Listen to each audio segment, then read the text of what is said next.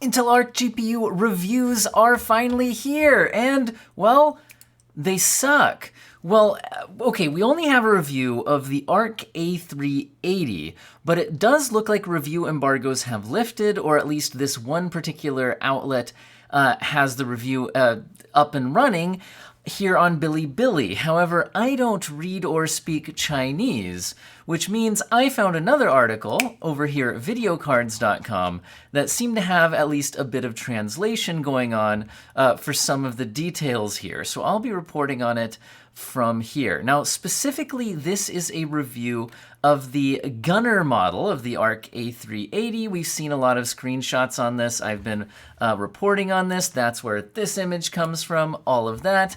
But yeah, we now see some actual benchmarks. And if you look at synthetic benchmarks, the GPU seems kind of reasonable. Out of the way here. And, well, okay, the problem is that the synthetic benchmarks are not lining up with actual gaming benchmarks. In 3D Mark's Port Royal, which is a ray tracing enabled benchmark, we do see the Arc A380 almost doubling the performance of AMD's RX 6400 and RX 6500 XT. Now, I will comment that those GPUs I would class as they have ray tracing because the architecture they're based on happens to have ray tracing, not because GPUs of this class should really be enabling ray tracing in any kind of gaming workload. And then we see the RTX 3050, which I still personally would probably not use ray tracing on, but it's at least at a performance level where you could choose to do that. Absolutely smashing the Arc A380. Although the price points here should be very different, although we don't have a US MSRP on the Arc A380. The Chinese MSRP translates to around $150, which does put it more as a price competitor to the RX 6400. But, well, let's keep going here. In 3D Mark Time Spy, which is not a ray tracing focused synthetic benchmark, it looks like the Arc A380 is well ahead of the RX 6400 and even the RX 6500 XT. However, this is the point where I should probably mention that leading up to this point, there have been concerns that 3D Mark won't validate the benchmark scores for Intel's GPUs because Intel is cheating on these. And to my knowledge, I never heard about that issue being resolved. And when we get to the actual gaming performance, I think you'll see why these synthetic benchmarks here don't seem to be lining up with reality.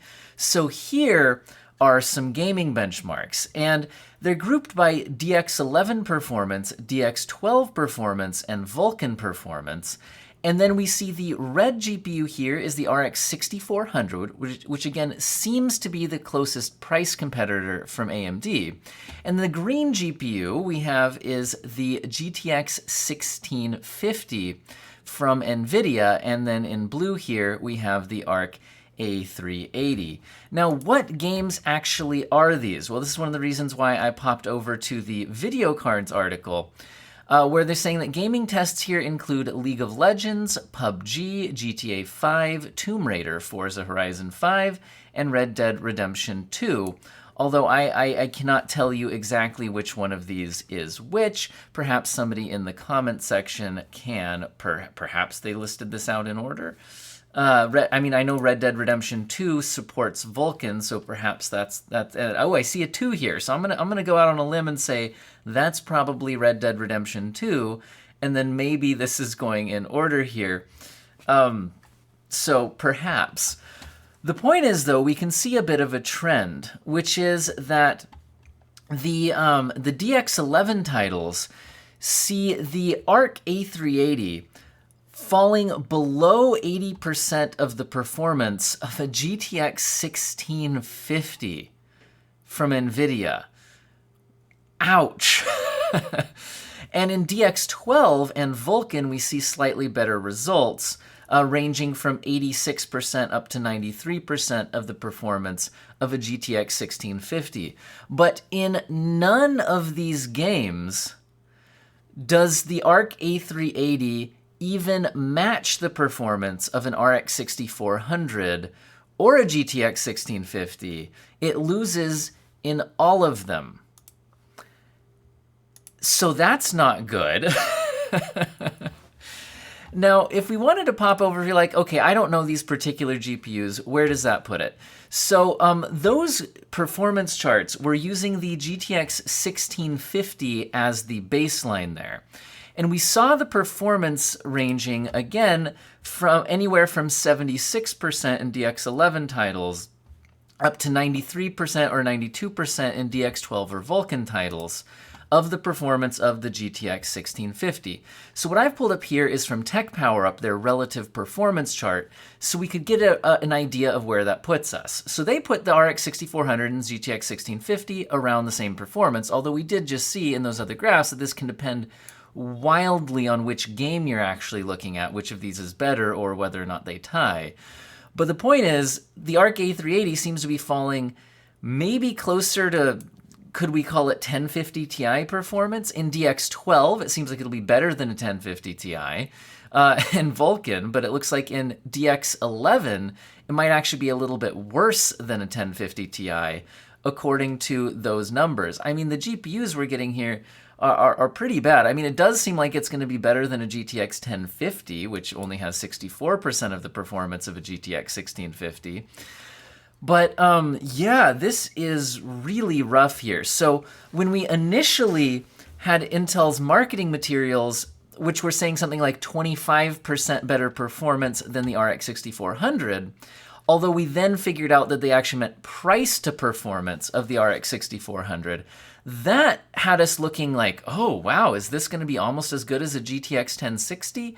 It looks like it's not even close. We could hope that driver updates help it get there at some point, but currently it looks bad. But I will say that I only have this one review to go off of, so perhaps there were some issues with this review, but honestly, guys, I don't think so, and I think we're seeing why Intel isn't releasing this in major, major review outlets in the West. I think they're kind of opening in one region in China to hopefully maybe iron out their drivers a bit before it expands from here. But this does not look good. Now, I will say that I think that the GPU could still have a place because the RX 6400 does not have encoding or decoding. Well, okay, it doesn't have an encoder. Sorry, it doesn't have an encoder. So that has some limitations in its uses like a home theater PC and other reasons. So perhaps the encoding and decoding of the A380 will give it a place since it has such low power draw, if the price is under control. Oh man, but this really is not looking good. And maybe we'll leave it at that and move on to some other topics. For one thing, AMD's RX 6000 series, speaking of which, according to 3D Center and reported here by videocards.com, on my favorite graph, we do finally have another update. Getting down to AMD is now officially below MSRP when you're basing it on the average of the respective lowest price at major German retailers set in relation to US MSRP, and that includes exchange to euro and 19% VAT. Whenever I show this graph, I always get a lot of comments where Europeans are like, this doesn't seem right when I compare it to the US MSRP. Remember that US MSRPs do not include sales tax. You have to keep that in mind when you're doing those conversions. So anyway, I meant to make the graph bigger, not me bigger, but whatever. Let's move along. We have basically we're continuing to see a decline here, especially on AMD GPUs, and that's what I've been reporting even on like my community page. I found if you count a rebate, a $720 RX 6900 XT that I posted yesterday.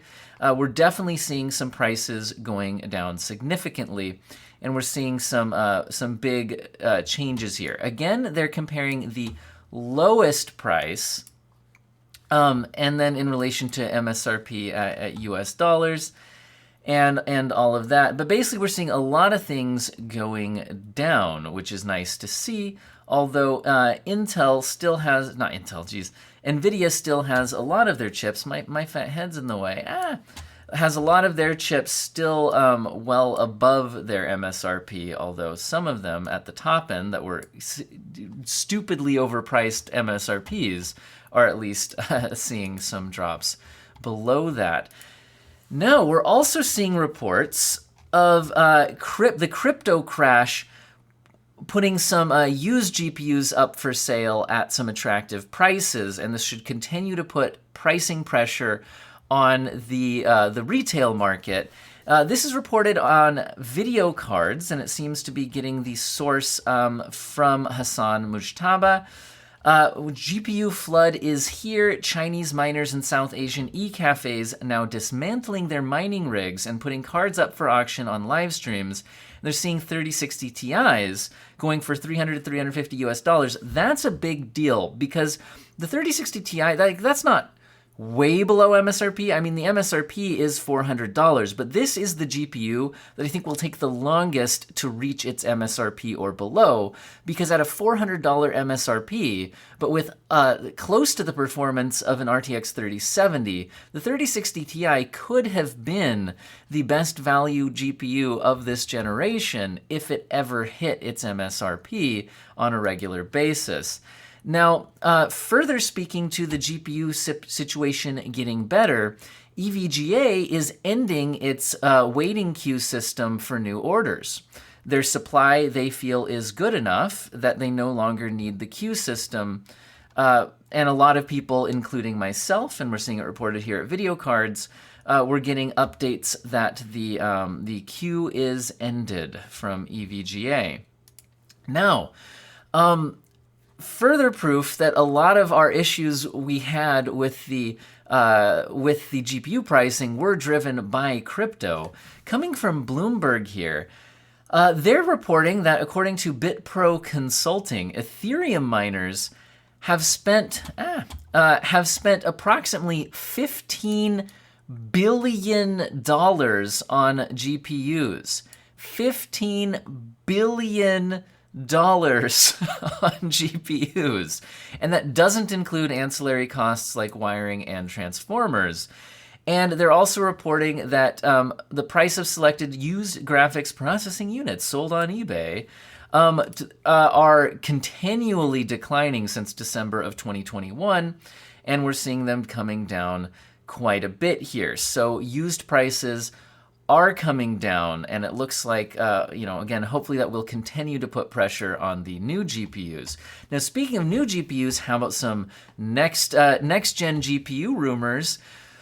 So for a long time, we had been seeing rumors of a dual GPU die top-end AMD graphics card with 16,384 cores expected, but then we heard that the Navi 31 die would not include that many cores and would not be a dual graphics die. Well, these rumors are now being resurrected by our favorite digital monster leaking GPU information. So we have, there seems to be a 16,384 SP8SE Navi 3X, but I don't know if it really exists or if it's a gaming card. And then replying to that now, following up with 2023, specs to be determined. So possibly coming in 2023, this could be a real deal. Also replying saying, note that this is not Navi 31, which we have different rumored specs for that were not anywhere near that number of cores. And videocards.com was wanting to clarify again, this is a new GPU, not 31, 32, or 33, and saying, yes, it is more powerful than Navi 31. Now, should we care what this digital monster has to say? Well, Greymon has leaked some accurate information about GPUs in the past, so perhaps this is the real deal.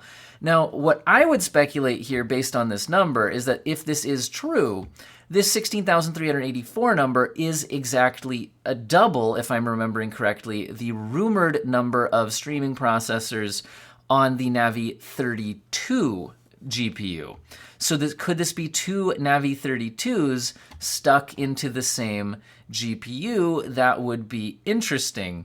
But we'll see what happens with this one. This is, of course, still just leaks and rumors. But speaking of buying AMD GPUs, we'd already seen them starting to get a Raise the Game bundle with Forspoken, as well as a couple other titles. But there's now a different bundle.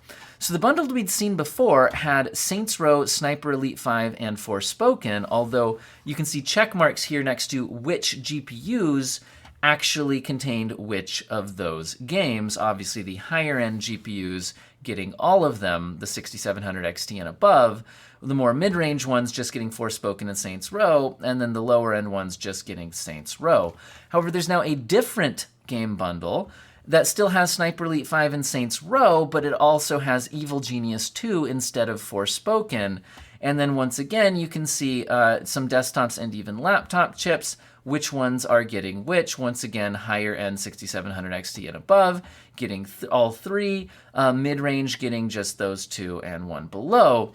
And then you also have to buy these at the correct retailers for this to be supported. Well, I looked over at AMD.com, and it looks like that in North America, this particular bundle version with Evil Genius 2 is being sold at Amazon, CLX, iBuyPower, Main Gear, Velocity Micro, Zydax, I don't know how to pronounce that one, and Exotic PC. And in Western Europe, it's looking like you've got ProShop, a bunch of other ones here. I'll just kind of scroll through there. So you non-US people can get a rough idea of if you might get those supported. So hey, that's adding some more value to the already decreasing prices of these GPUs. But how about some CPUs? Okay, so this is actually a huge deal in my opinion, because we'd seen some somewhat underwhelming single-core performance gains reported for AMD's Ryzen 7000 CPUs. So a lot of gamers were worried that these might have trouble competing with Intel's offering and not offer, a large enough gain to get excited over from Zen 4. Well, we knew that there would be 3D V-Cache coming to Zen 4, but we thought it would be coming in 2023, and we didn't even know how far into 2023. Well, it's looking like we will get 3D V-Cache Zen 4 in 2022. So actually probably close enough to be relevant to the launch. Now, apparently this is a quote from AMD's Senior Vice President and General Manager for Client. So this does seem like this is not just a rumor, this is somebody within AMD. So if this is wrong, this is an actual AMD spokesperson being wrong, not just leaks and rumors from Pokemon and Digimon. Anyway, Ryzen 7 5800X3D is the best gaming processor in the market, bar none. We are proud of what V-Cache technology is doing for us, and we are gonna feature this in Ryzen 7000 series later this year and in the future generation. So that's it. They will be featuring 3D V-Cache in the Ryzen 7000 series this year. So that could be huge because we saw on the 5800X3D that this had massive performance gains in many, many games. Now, speaking of the Ryzen 7 5800X3D, MSI's Beta X570 BIOS for their Ryzen 7 5800X3D CPU is now allowing more tweaks, including V-Core, Precision Boost, and Curve Optimizer. Because one of the main downsides to the 5800X3D, at least in some people's minds, was its limited overclocking potential due to some of the limitations of the V-Cache technology, I think causing thermal issues and all sorts of things. It's complicated, but there was limited overclocking ability. Well, it's looking like we'll get a bit more tweaking available from this MSI Beta BIOS on their X570 chips. Now, how about other CPUs? Ryzen Threadrippers. The Ryzen Threadripper 5000WX series is going to be launching through system integrators next month, and this is an official press release from AMD, not just a leak or a rumor. It's being reported at videocards.com, but this is an official press release. So we will be seeing the up to 64-core, 128-thread CPUs here. With a base clock of boosting up to 4.5 with a base of 2.7 and a 280-watt TDP, and then some lower core counts if you only need 32 cores and 64 threads, or 24 cores and 48 threads. So quite a bit there, and it's looking like that should be available beginning in July 2022 and available to DIY market later this year. Speaking of the DIY market, maybe you want to buy some DDR5 or DDR4. Well, it is projected to drop by 8% due to inflation and Russian-Ukrainian war. Now, you might be like me and read this headline and be like, well, shouldn't the prices be going up due to inflation and the war? Well, according to the article, they're saying that it's because consumer demand has dropped due to inflation and the war. And if demand drops, prices will usually go down. So that's the justification here, according to this article. Now, PCIe 7.0, maybe you don't even have, we don't have 4.0 yet, and 5.0 is really just coming out. Well, 6.0 is in the future, and 7.0 specs are available. So basically, doubling the bandwidth every 3 years here is what's going on. So we'll see PCIe 7.0 going absolutely nuts there on that bandwidth. But that's according to this, out there into 2025. And yeah, anyway, pretty crazy stuff. And we're, speaking of Intel GPUs and systems, the new Intel NUC, or is it Nuke? I don't know, man, but the Nuke 12 Serpent Canyon with the Arc A770M GPU has been revealed. So if you're interested in that, there you go. But let's hope maybe the drivers get ironed out and performance gets boosted before that happens. And the last thing I'll say is that Intel Arc A40 Pro graphics card has appeared at a listing in the South Korean regulatory office, and this has not been actually directly announced, although we do know that Intel did say in their 2022 rollout we might see some workstations in Q3, but Intel's been kind of late to the punch with everything coming in at the last minute, so we'll see what happens with all of that, and I hope all of you have an excellent day.